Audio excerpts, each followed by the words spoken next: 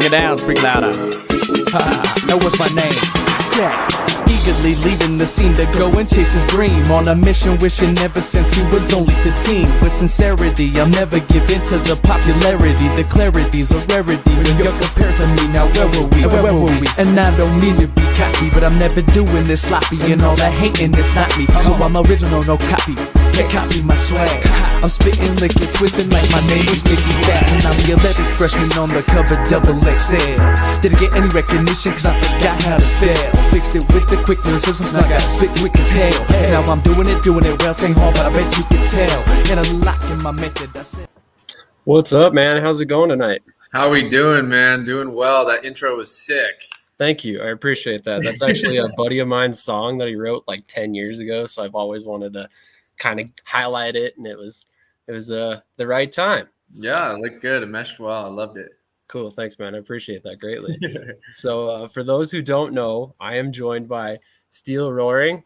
He is a man that finds himself at the mercy of another one of NCAA's archaic rules that just really don't make sense. Despite finding himself garnering attention at the Division I level, they denied him eligibility. We will get into Steele's career and a unique situation he finds himself in prior to the 2022 season. Thank you for joining me, Steele, and why don't you give everybody a brief introduction to who you are and where you went to college and all that fun stuff. First of all, yeah, I will. Thank you, Sam, for having me. I'm happy to be on here and talking with you, and thanks for taking the time. My name's Steele, obviously. So I played football in several places now out of high school. I'll just start there, I guess. In 2016 is when I graduated. I was playing in Timpview High School in Provo, Utah. Didn't play much. Didn't really have a lot of traction out of college or out of high school for college ball. But, so I didn't think I was going to be playing ball anymore. I went to a school nearby called Utah Valley and was going to be a firefighter paramedic. Ended up getting an opportunity to play football again. I made the team at a junior college out there called Snow College, really dominant JUCO out there in Utah and all nationwide. It's very dominant. Ended up, kind of establishing my love for football. My senior year kind of took that away from me, kind of took the breath out of my lungs a little bit. But fell in love with the game again and got the opportunity to go to a tryout in Arizona, Mesa Community College. Shout out the Thunderbirds down there in my bird gang. And, went out there, tried out, made the team, and coaches, put me on there and had a shot to, compete and get better. And was there till 2018. So was there from gray shirted there my freshman year, I guess, in 2017, and then played 2018 full-time student, all that. And then after that, they actually cut the program there because of funding, unfortunately. So had to go from getting to that JUCO to transferring to a new JUCO out in Northern California, Butte College, BC Pride. And, had a wonderful experience there playing my sophomore season. Got injured the last game of the season, but was able to, have a well enough established relationship with those coaches that they were more than welcome to, welcoming me back and happy to have me on the coaching staff. And it was a great opportunity for me. That's the long history of the several colleges I've been to, and so now we're here, really. Absolutely.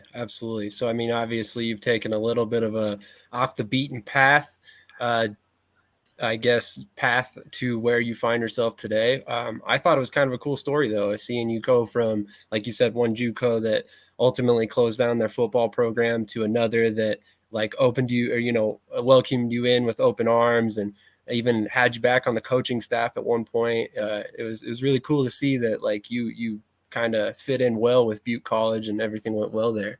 Absolutely. But obviously that's not the main topic at hand. Obviously your career has been amazing, so I definitely want to get into it. So you mentioned that off screen that in 2017, I believe it was, you said you gray shirted and you were Was that when you were a part-time student, you said? Yeah, so I was gray shirting. That's when I started dealing with eligibility issues out of UVU. So when I thought I was going to be a firefighter paramedic, I enrolled full time there. So I first got word of my academic, problems that I might be in for a D1 school at Mesa Community College in 2017. So in hopes to kind of preserve my time, I gray shirted there, which is where you're taking under full time. I think I was in like the football class, which was like a credit or two. I think I was taking total like 8 credits. It was very much a breeze, but to, let me participate, get better and practice with the team, and learn my lessons there that I got to learn and get, just work on getting 1% better every day while I could. But trying to preserve that clock so I could ultimately, try to get the shot at that D1 school. Absolutely. So that makes sense. The rule that is preventing you from competing at the D1 eligibility level, that's based on the fact that you ultimately enrolled in 2017, correct? Correct. It's actually, yeah. So 2016. So right out of high school, I believe it was, fall of 2016 is when I enrolled at Utah Valley full time, and I ended up dropping the class. I dropped it about a week late. So what happens with the NCAA is as soon as you enroll full time with any school, the moment you enroll full time is when your clock starts, because you get 5 years to play 4. The 5th year is your redshirt year, so you got your freshman, sophomore, junior, senior season. So when I went to UVU and I enrolled, even though it was a late start class and all this different, I was never in the class, but I did enroll full time. So yes, that's what started my eligibility. Gotcha. It definitely sounds like it's one of those rules that just doesn't make a whole lot of sense. I get the premise behind it. Obviously, you're trying to prevent people from just continuously going back and seeking eligibility to continue playing. But in your particular situation, it sounds like it's really you're just getting defeated by something, or not defeated, but you're getting set back by something that's kind of just like a technicality at the end of the day. Yeah, absolutely. It's a frustrating thing to deal with, no questions about it. But like you said, not defeated whatsoever. I still have a great attitude about it, and I have a great bunch of dudes around me. My main 2 guys, Dallin and Cannon. They're always they're good voices in your head and good people around you. So it's hard to have negative thoughts when you got so much positivity going on around you if you focus on it. So not defeated, but bummed out. Well, we can go with bummed out for sure. Absolutely. How could you not be? You've Right. worked so hard to get to this point that it seems ridiculous that a minor rule like this is holding you back. And it's like I said, just another one of those things that the NCAA should probably eliminate. We saw them address the naming and likeness rights a couple years ago, or a year ago, whatever it was.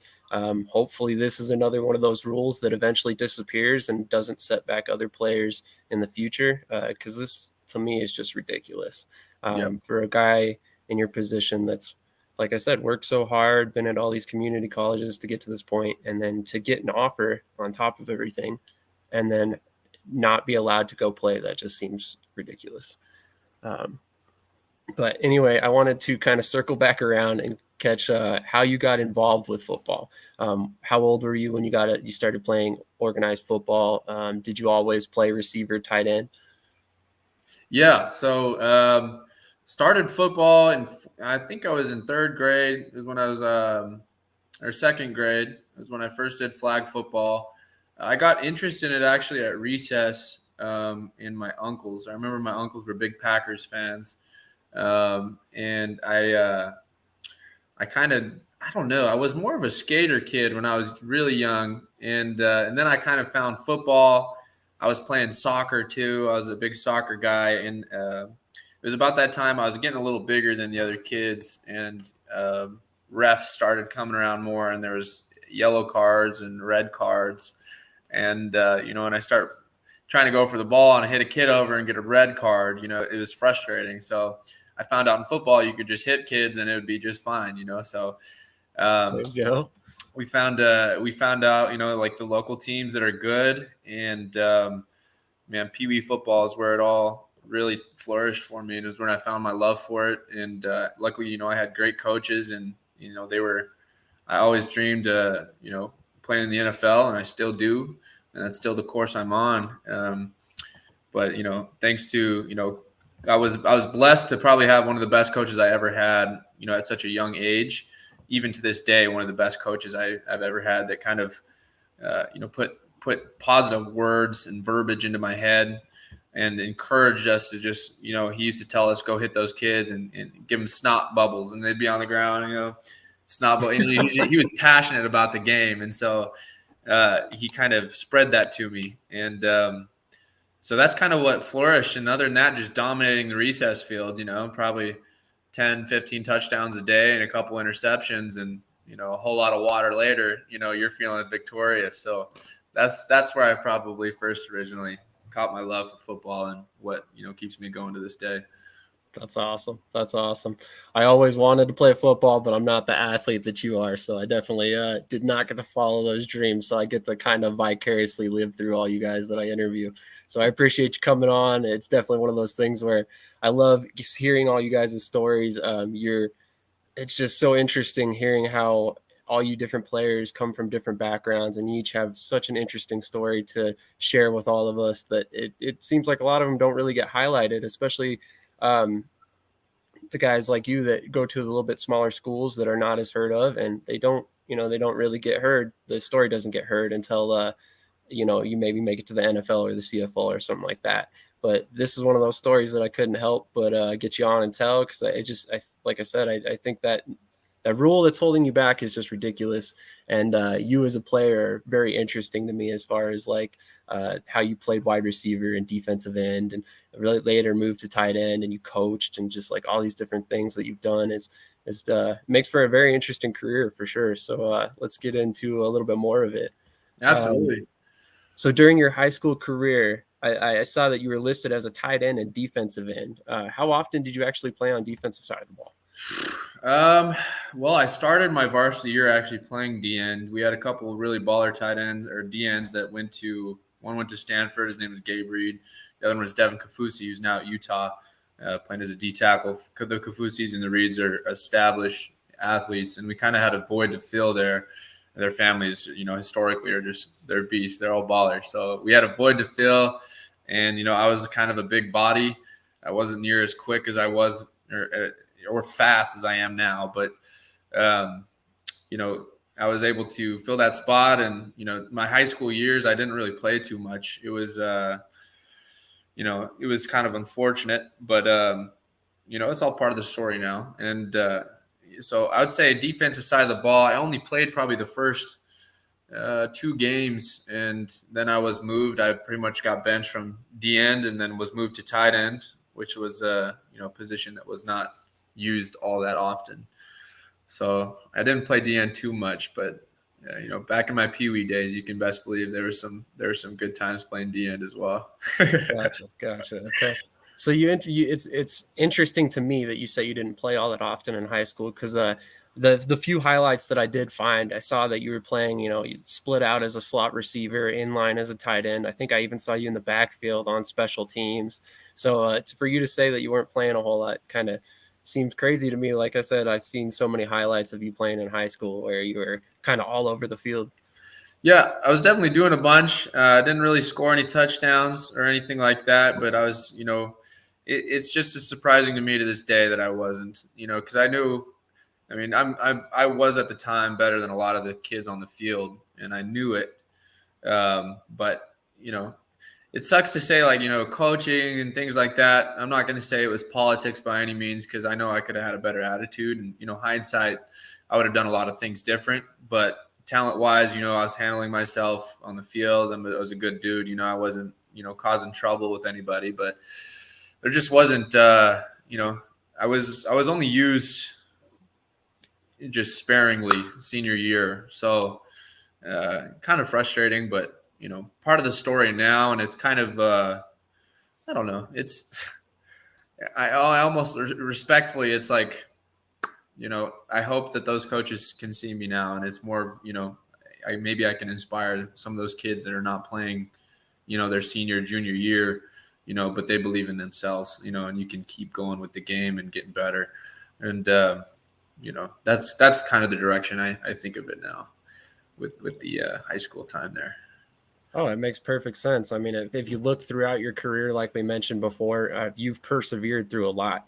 I mean, you managed to make it after a program shut down due to funding. I mean, you found another landing spot, you succeeded there, and you found other success after that. So, I mean, I think your story is perfectly inspiring, especially for players that find themselves in that situation when they're, in those crucial junior and senior years to put tape out there for colleges and stuff, and they're not playing a whole lot. I mean, I definitely think that you should be an inspiration for these guys. I mean, you made it despite the fact that you weren't really given the showcase that you may have deserved. Right. So is there a secondary position you would feel comfortable playing at the professional level other than tight end? Professional level, I mean, at the professional level, these guys are working their craft. If I could kick the ball, I'd maybe say punter.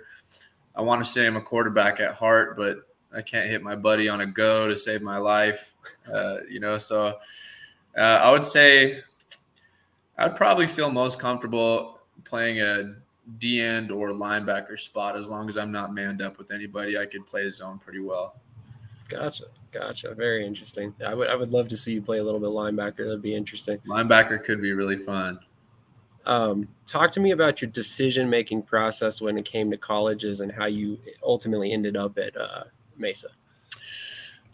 So I had the opportunity at Snow College, but in Utah specifically, it's kind of a bubble there. It's a very sheltered place. It's beautiful. It's the best place in the whole world to me.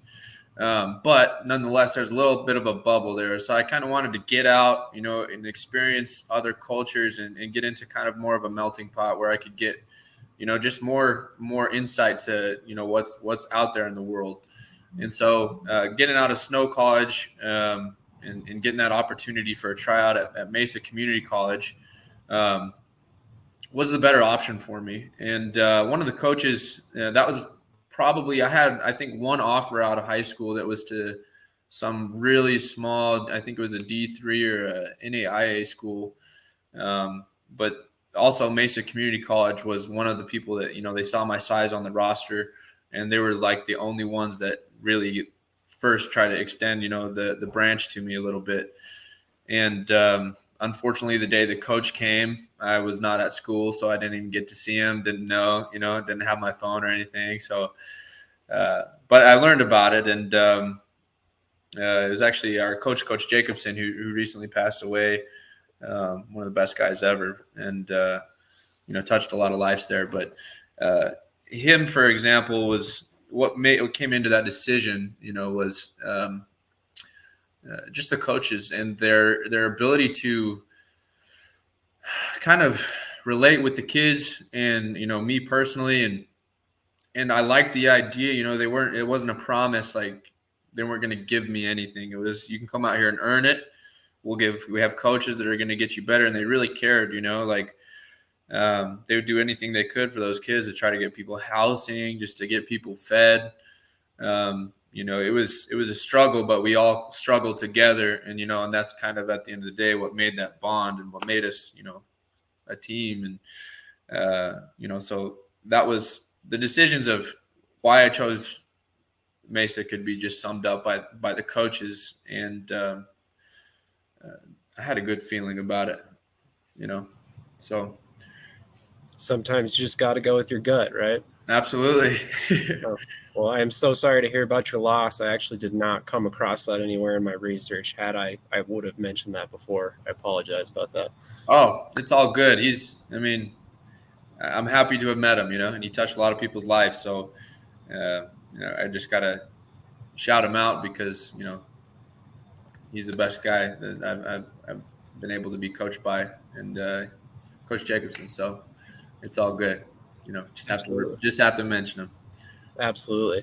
So speaking of him, what did you take from him and his coaching staff while you were at Mesa and that you have brought with you to this day? Boy, well, my time at Mesa was a lot of, Coach Felker was the head coach, and Coach Fig was my position coach, and those two would work, tirelessly through the days. And I think the things I brought a lot. I remember, I was always trying to get faster. I was kind of sluggish. Um, I wasn't moving too quick, and a lot of times I remember I'd be running, and my Coach Felker, the head coach, would tease me, and he'd call me no yak yards after catch. Every time I'd catch a ball, I'd just get caught. So he'd call me no yak. He'd call me, you're slow as molasses in the winter, and just teasing me, and so a lot of that I think I learned from then. I thickened my skin a little bit more there for sure, and was able to take a few more shots on the chin. What we like to call it was, every once in a while, what I learned there was you got to eat a shit sandwich every once in a while, and you got to deal with it, and that's the verbiage Coach Fig would use, and so lots was learned there, but I also learned, a lot more to be split out wide. Football wise, I was split out a lot more in the slot or even out wide. So I learned a lot more of, just trying to be, I think, quicker there, and reading linebackers. And, football wise, there's a lot of things I could dive in that I learned there. But to scrape the surface with coaches and gameplay, I would say those were the top things. Absolutely. So I read somewhere, I believe you did another interview along the way. I'm blanking the website at the moment, that you actually transferred to Butte along with a fellow teammate, Keyshawn Creel. Yeah, that's my guy. I was just going to ask, are you guys still close to this day? Yeah, he's my buddy. I could probably FaceTime him right now, and he's probably, has his football helmet on. I feel like he never takes it off, or he's walking around in his cowboy boots. He's my buddy. He's kind of the reason I found Butte College as well. He's the full reason he got the opportunity out there and hit me up. He's like, hey, this is what I'm doing. And at that time, I was kind of after Mesa. I was thinking, I could transfer, see if I get a D2. Didn't really have a ton of film to garner any D1 interest. Probably could have, paraded myself a little bit better, but Keyshawn is he's my guy, and we've been through a lot of ups and downs together. So it's been cool to have someone, to go from Arizona to Northern California. It's cool to have a guy that's been a part of the journey with me too. He's seen a lot of my journey. I've seen a lot of his journey. We've both seen each other improve, and he played this last season, and I didn't play since 2019. I was coaching this last season, so he didn't really get to ever work with me since about, I would say the 2019 season before he got injured. He kind of got to see me run a little bit, but this last, I'd say 2 months ago, we actually got to kind of square off, one-on-ones away. And it was cool because he was guarding me, and it was kind of shocking to him because he's used to my old self.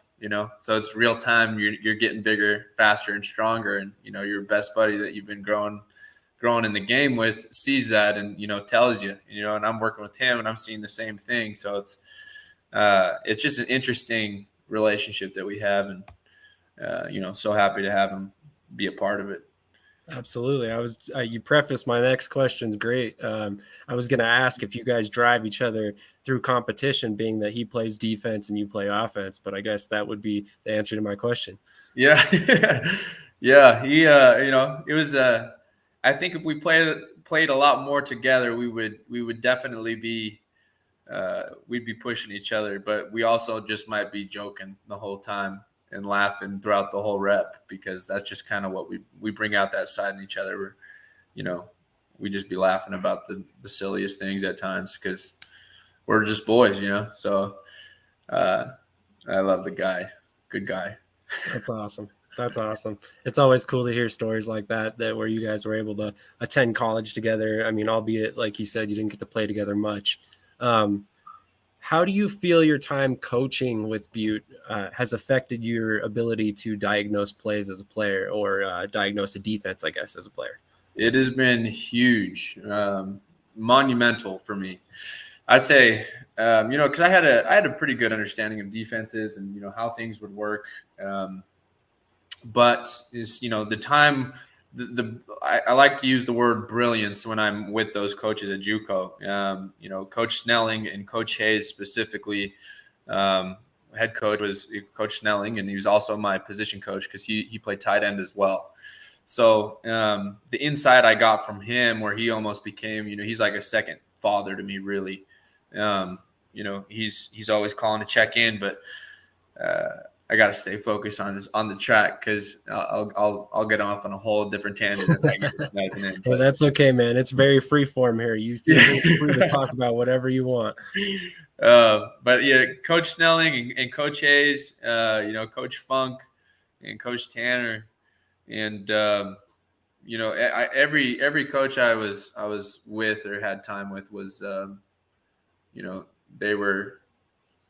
they always had my best interest in mind. And so, they would always push me, just sitting in the rooms and listening to, their diagnosis and their game plan, coming up with an offensive game plan every week for a new opponent and what defense they ran.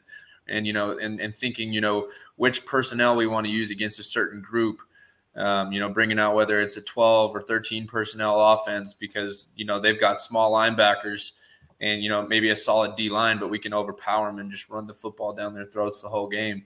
Or, picking off different guys, or this guy got injured, like they're going in depth and saying their starting corner got injured. Let's throw our best receiver, try to get a match up with this guy all week. And just seeing how they're able to pick apart defenses. And through that, as a tight end, lining up, there's going to be, a matchup that you can see through studying film and everything. But if you're able to just understand the entire, defensive side of the ball, I think it allows you to, not only be a better player, but on the field, but, off the field, you kind of, you're studying and learning the game even before you're on the field. You know what that guy's going to do. It gives you a whole extra step or two ahead. And so, my time at Butte was nothing short of an incredible opportunity for me. And to my knowledge, I don't know another player that's been able to go from, a player to a coach back to a player.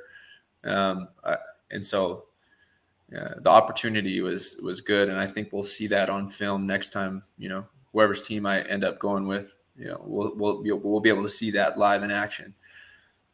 Absolutely. So you actually prefaced my next question to great. Again, thank you. I appreciate that. Of course.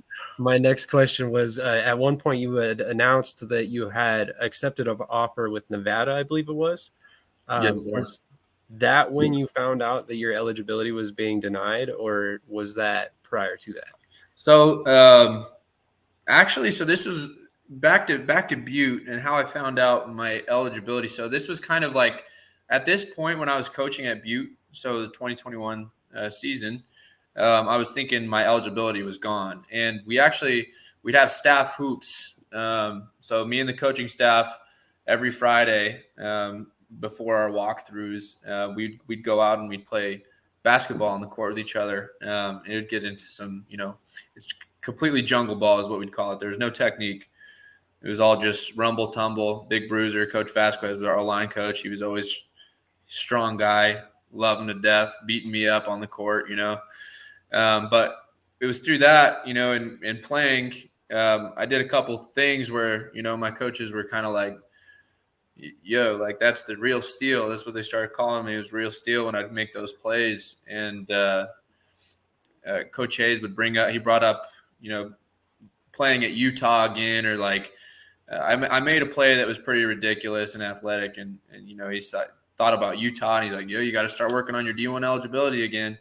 And so it was actually from that is when I stemmed to try to begin that process that I've been trying for a while, give it one more final push to try to get my eligibility back, which was, I thought, resolved, which was the W on my transcript that you get when you withdraw from a class.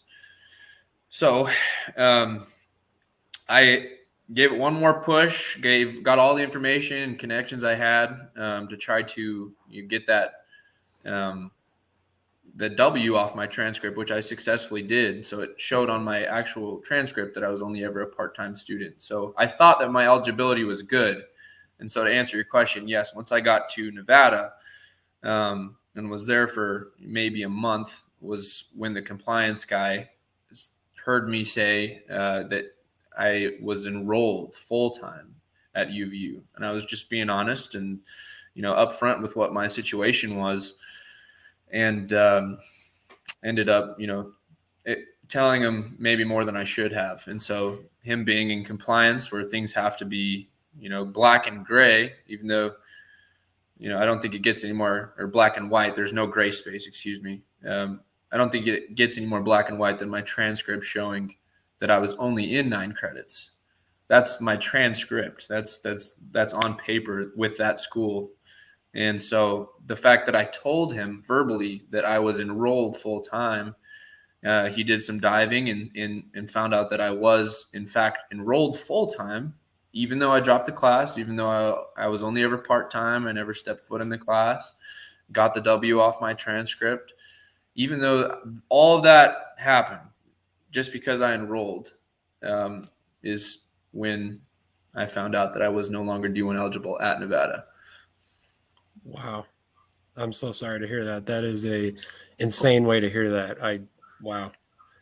Especially after thinking you had it solved already. Yeah, it was a roller coaster, because I was super going back to the basketball at that point. I was in the process, got my eligibility back. So I was super high, wow, I'm going to be, I got the shot at D1 and, I was talking to Utah and I was talking to Nevada and a couple other D1 schools here and there that were, a dream all along.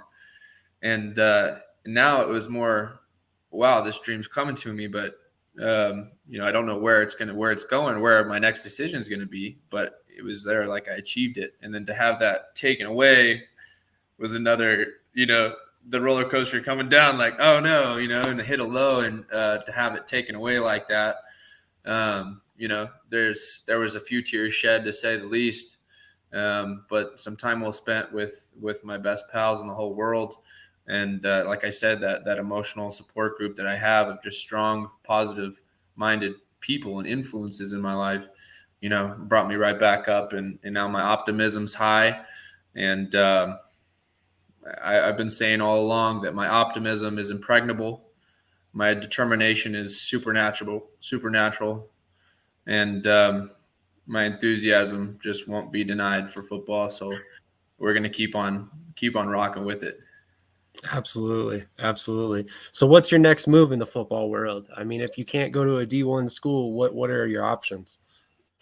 Well, D2, I guess, that's the next move. D2, there might be an NAIA school that comes along that ends up offering more money, but it's going to be, I got to go back to just the drawing board of laying out all the coaches, laying out the offenses they run, how the coaches make me feel. First of all, how much are they communicating with me? How much are they, is it more like they're selling the dream? There's a lot of things to decipher, because when there's coaches that are looking at you, they're salesmen at the end of the day. It's their job. But some of them come from a genuine standpoint and they're selling you, what you can expect. And some of them sell you whatever crap they got to stuff in your ear just to, have the chance at getting you to commit because they told you this and that.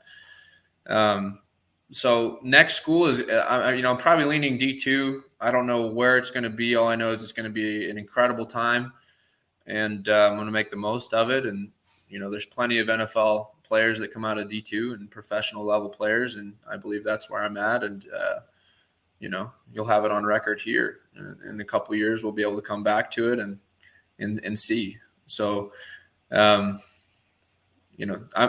dream's still alive and well. And a D2 school will be the next move for me. And, we'll see where we go. We don't know yet, though. Absolutely. I like how you said that, though. The recruiting path can be a tough one to find out who's genuine, who's actually offering you playing time and everything they're promising to you, and not just, like you said, selling the dream and hoping you buy a load of crap, Exactly. for lack of a better term. Yeah. But off camera, I was kind of blown away. I kind of want to tell the whole story, so we'll start here. You and I were going back and forth. I had seen the post about the fact that you were losing your D1 eligibility. I contacted you about an interview, and you kind of gave me a hard time about not having a Twitter pic.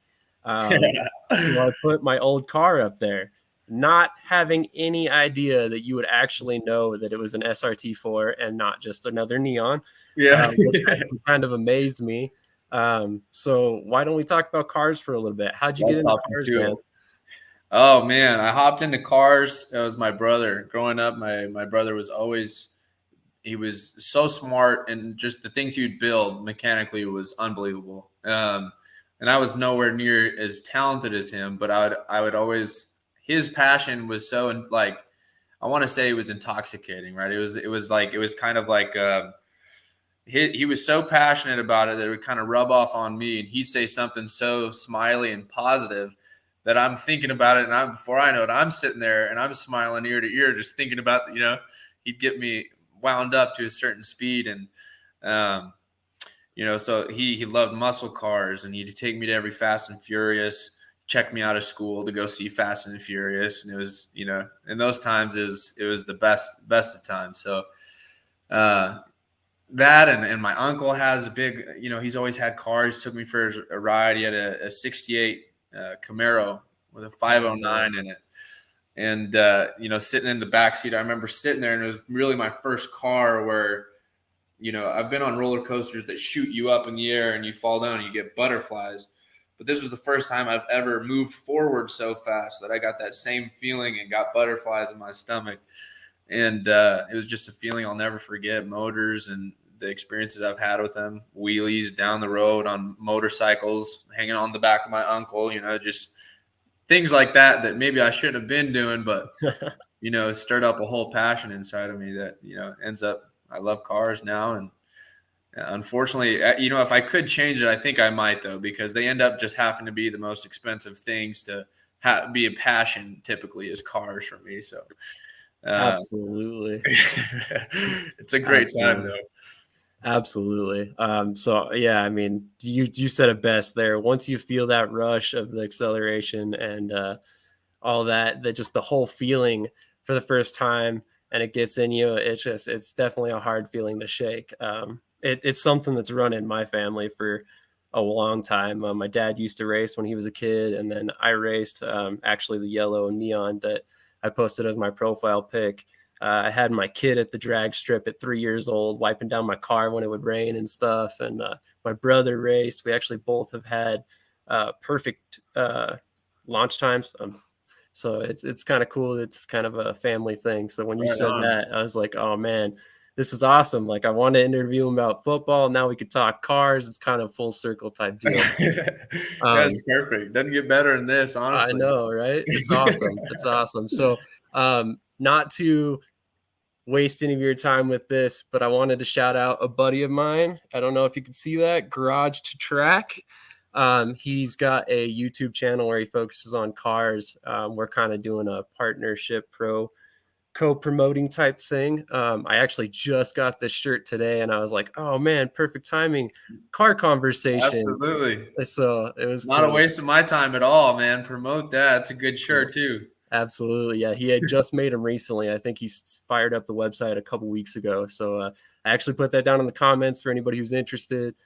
Please go check out everything he's got. He's got phone cases, hoodies, shirts, everything. So he covers a lot of car stuff, racing, builds, all kinds of stuff. Basically right up the alley of the conversation we're having right now. There we go. I'll have to check him out too. I'll be on that. I appreciate that. I'm sure he will as well. Like I spoke about before, we used to race a lot. He's a guy I came in contact with probably almost a decade ago in a car club that we all created, and we raced together at the drag strip. So he's a good friend and somebody I definitely feel comfortable promoting his stuff because he's very knowledgeable. But on that note, if you had the choice to have any car, regardless of money, cost, anything like you spoke about earlier, what would it be? Eleanor. We're going Eleanor? with Eleanor. I'm going with the 1967 Shelby GT500 Super Snake with the Eleanor body kit. If you've seen Gone in 60 Seconds, have you seen that show? Oh yeah, it's my favorite movie actually. With Nick Cage. Yeah. Oh my goodness, that car is, my brother wound me up, but when I saw that car, I got it. That's when it clicked that, hey, cars are sick, and I want to get that car. Definitely enjoy that movie, and Eleanor as well. That would be my car for sure. That's awesome. That's awesome. What's It's your actually, car? Your uncle's car. 68 Oh, really? Camaro. Yeah, like I would love that. Probably not as crazy as he went with engine choice, only because I would get myself in trouble hardcore. But yeah, that is my dream car. I actually had a 1980 Trans Am for my first car because I just couldn't afford a first gen Camaro or Firebird at the time. And Trans Ams are cool, man. yeah, they're fun cars. They're fun cars for sure. So off screen, you told me you had a Mustang. Why don't you tell me a little bit about your car, the build you did with it, and everything like that? This freaking car. It was the best 2 years. I'm saying that past tense because RIP, my car is probably gonna, it's probably gonna be no more. But it's a 2018. It's a 10-speed automatic. It has a Whipple supercharger on it, 3-liter, the Gen 3, Gen 2 supercharger, and pretty conservative tune on it.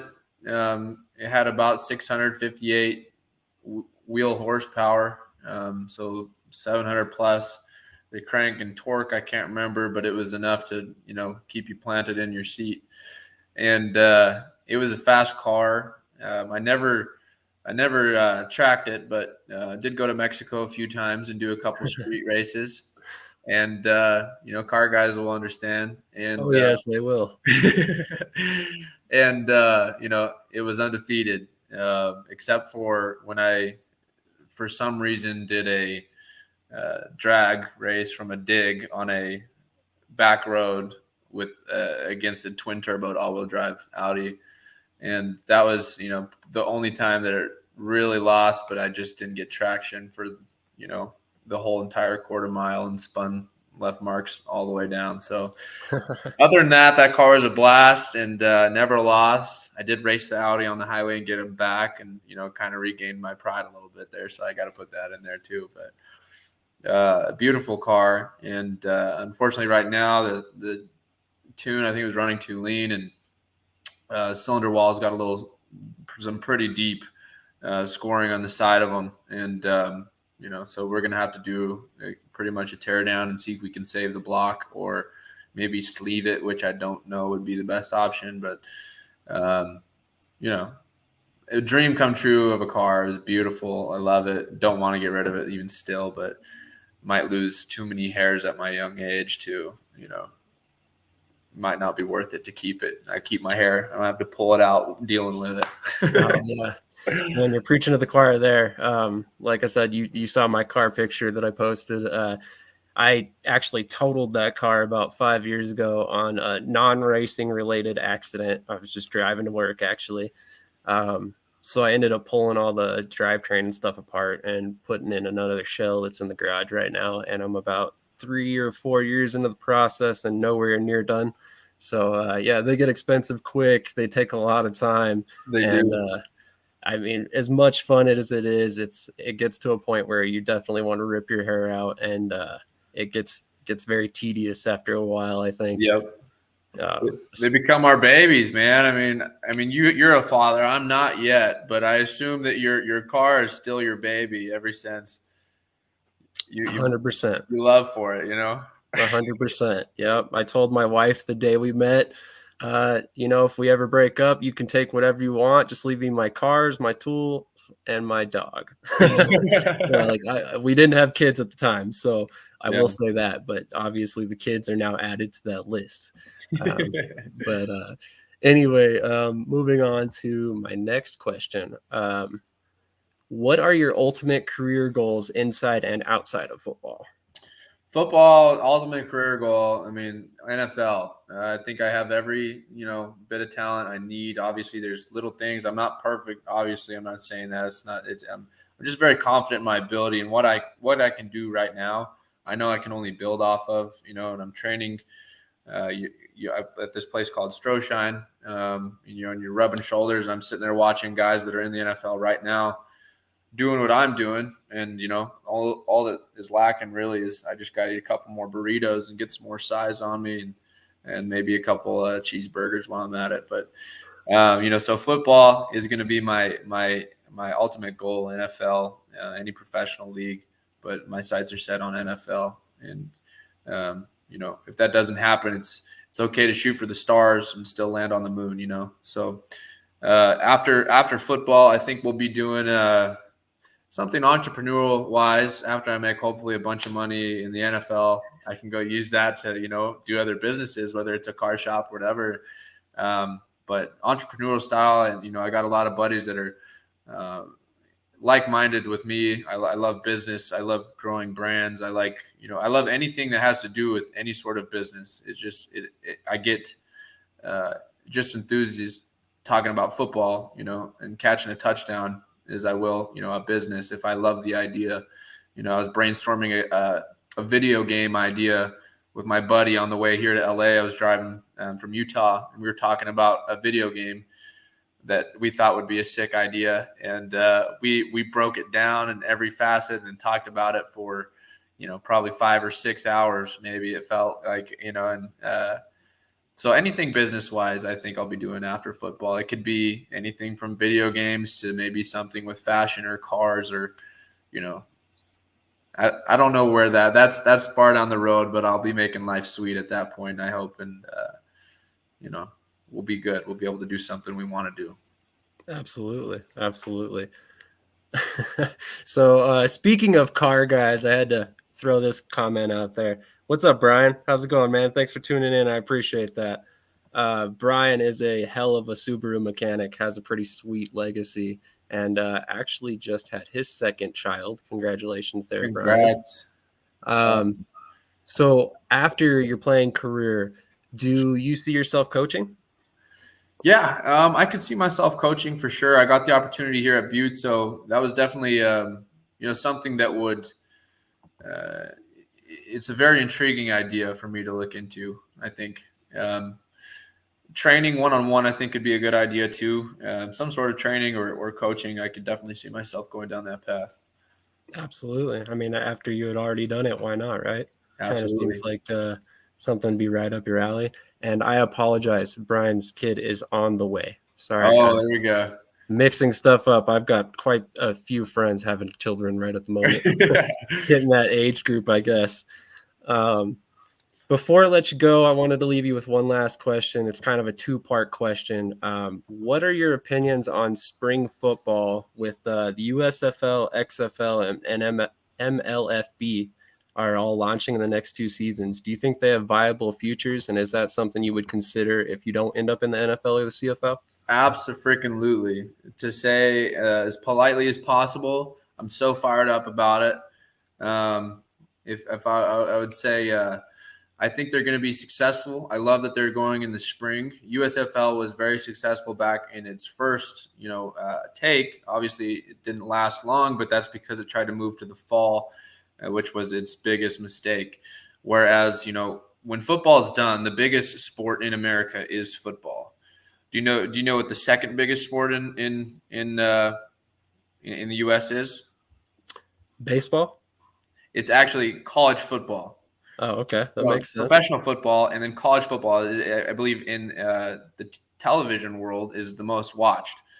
And so there throughout that, when there's off season, there's we all want our football back on, and I'm sure you want to see the Eagles doing something cool on a Sunday, before you don't want to wait that long. So they're going to have a big market there. I think it will take a few years for them to, build. I don't think they're going to be instantly, competing with the NFL in terms of numbers by any means, but I do project in the future that they will be, very, very successful.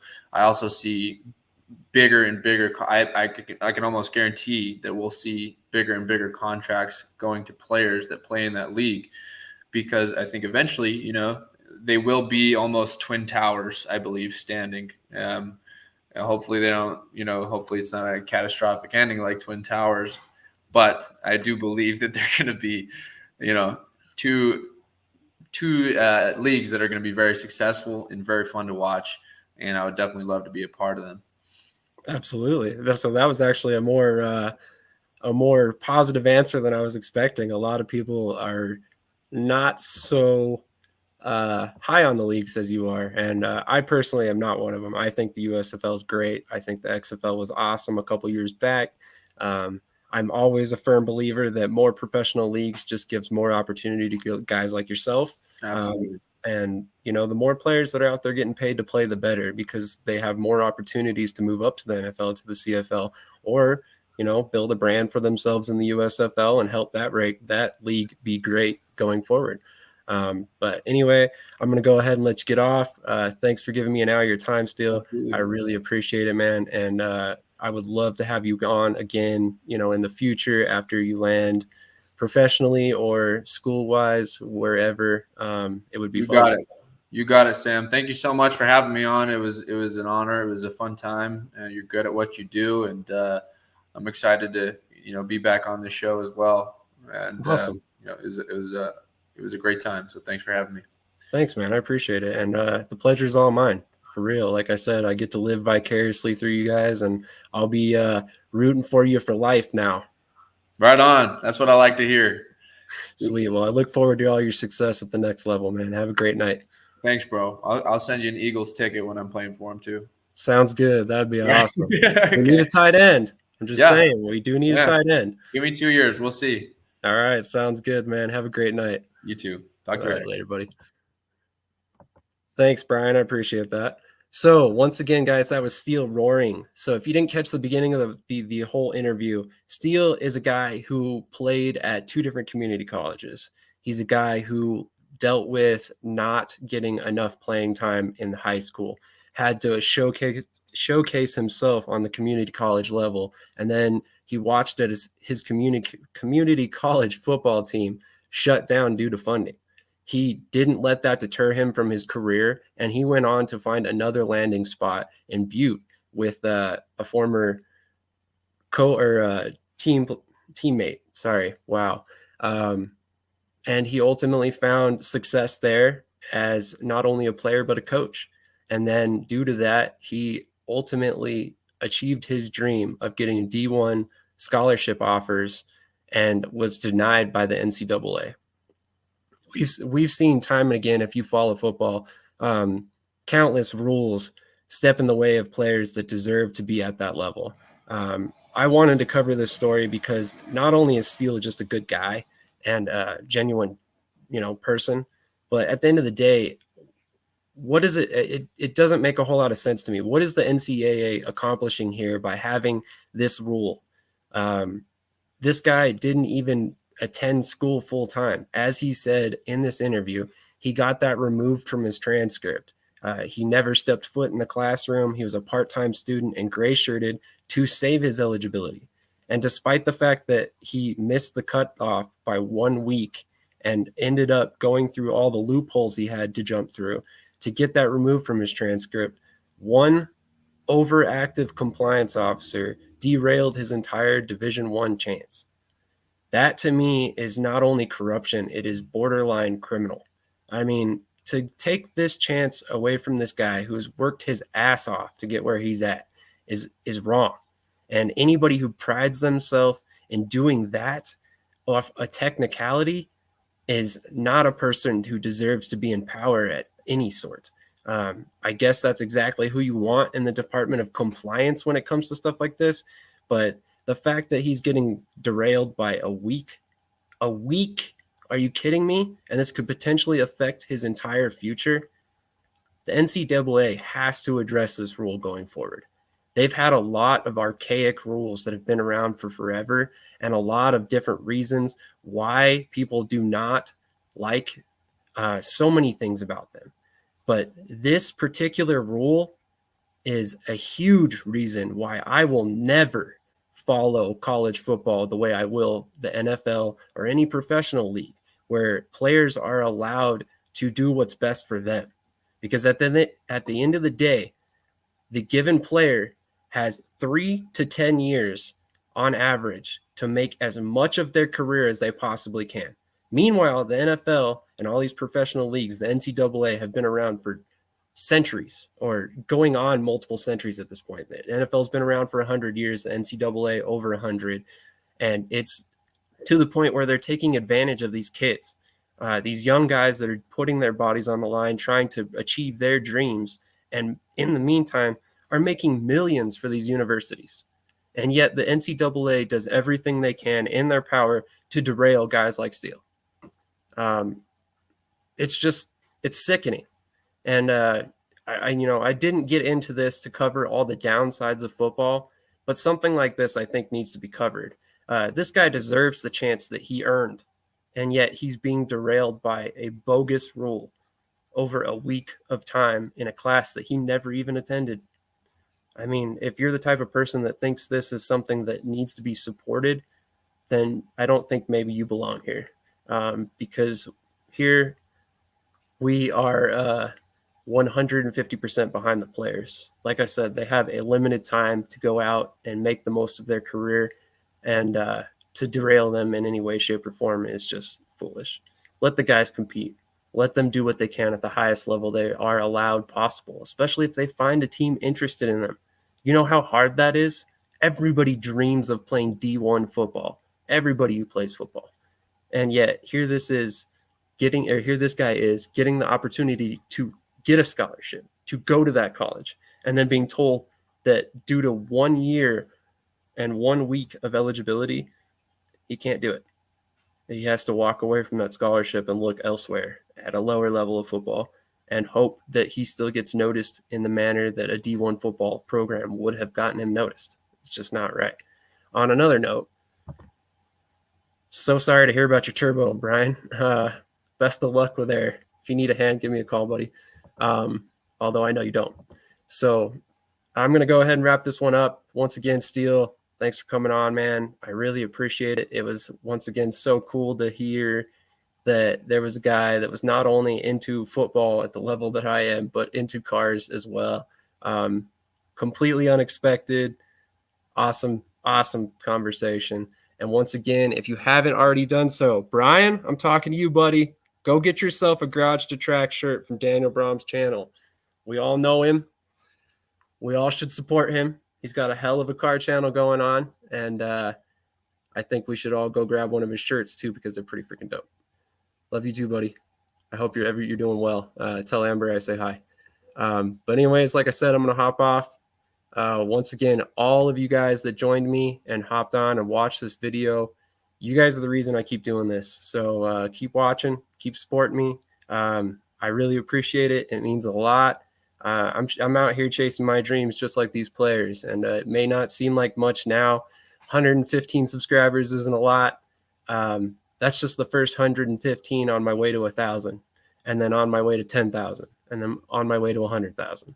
We got goals. You know, it's only been 4 months. Just stick with me. If you haven't done so already, please like this video, go subscribe, share with your friends that are football fans, share with your friends that are car fans. We might have some more car talk on the channel going forward.